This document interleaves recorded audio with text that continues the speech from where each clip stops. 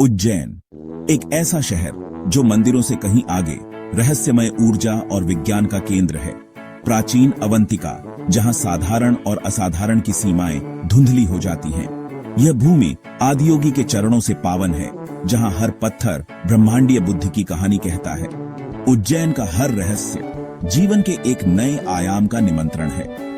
महाकालेश्वर की दिशा, भस्म आरती की विधि, यहाँ सब कुछ आंतरिक परिवर्तन का साधन है। तो चलिए उज्जैन के हृदय में छिपे दिव्यता और विज्ञान के संकेतों की खोज शुरू करते हैं। अधिकतर देवता पूर्वमुखी हैं, लेकिन महाकालेश्वर दक्षिण की ओर मुख किए हैं। दक्षिण दिशा मृत्यु की दिशा मानी जाती है। यहाँ महाकाल स्वयं मृत्यु पर विजय की घोषणा करते हैं। वे काल हैं, समय के पार, मृत्यु से भी परे। दक्षिणामूर्ति की ऊर्जा साधक को अपनी नश्वरता से रूबरू कराती है, डराने के लिए नहीं, बल्कि भीतर के शाश्वत की तलाश के लिए। महाकाल की उपस्थिति सीमाओं को तोड़ने और अनंत को छूने का अवसर है।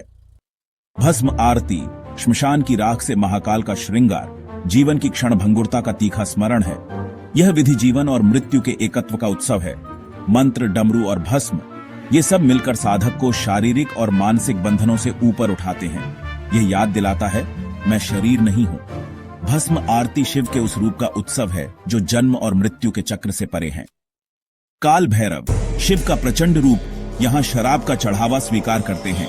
लोग इसे विज्ञान से समझाने की कोशिश करते हैं, पर असली रहस्य चढ़ावे की प्रकृति में है। शराब तमसिकता का प्रतीक जब भैरव को अर्पित होती है तो भक्त अपने अंधकारमय पक्ष समर्पित करता है। यह गहरी मनोवैज्ञानिक और ऊर्जात्मक प्रक्रिया है, अपने विकारों को ईश्वर को सौंपना। काल भैरव इन्हें रूपांतरित कर मुक्ति का मार्ग खोलते हैं। प्राचीन भारत में उज्जैन को प्रधान मेरिडियन माना गया। यह कोई संयोग नहीं था। कर्क रेखा और विशेष देशांतर रेखा का संगम इसे ऊर्जा का केंद्र बनाता है। महाकालेश्वर मंदिर इसी संगम पर स्थित है, जिसे धरती का नाभि कहा जाता है। उज्जैन की वेदशाला, जंतर मंत्र इसी वैज्ञानिक विरासत का प्रमाण है। यहां होना, समय के केंद्र में होना है, ऊर्जात्मक और ज्यामितीय दोनों अर्थों में। सिंहस्थ कुंभ मेला जब गुरु ग्रह सिंह राशि में आता है, हर 12 साल में उज्जैन में होता है। इस समय शिप्रा नदी में अमृत की ऊर्जा समाहित मानी जाती है। यह केवल पौराणिक कथा नहीं, बल्कि गहरे ऊर्जात्मक रहस्य का संकेत है। करोड़ों लोग इस ऊर्जा में डुबकी लगाते हैं, जिससे परिवर्तन संभव होता है। कुंभ हमें ब्रह्मांड से जुड़ने और मुक्ति की दिशा में आगे बढ़ने का अवसर देता है। उज्जैन श्री कृष्ण की शिक्षा का स्थल, गुरु संदीपनी के आश्रम में। यहां कृष्ण, बलराम और सुदामा ने विनम्र शिष्य बनकर ज्ञान प्राप्त किया। गुरु दक्षिणा में कृष्ण ने अपने गुरु के मृत पुत्र को वापस लाकर आभार जताया। यह दर्शाता है, ज्ञान के लिए समर्पण और गुरु के प्रति श्रद्धा सर्वोपरि है। उज्जैन भक्ति, ज्ञान और दिव्यता का केंद्र है। उज्जैन के 84 महादेव मंदिर योग विज्ञान में 84 के महत्व को दर्शाते हैं।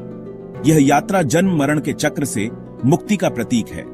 हर मंदिर जीवन के एक पहलू और ऊर्जा का प्रतिनिधित्व करता है।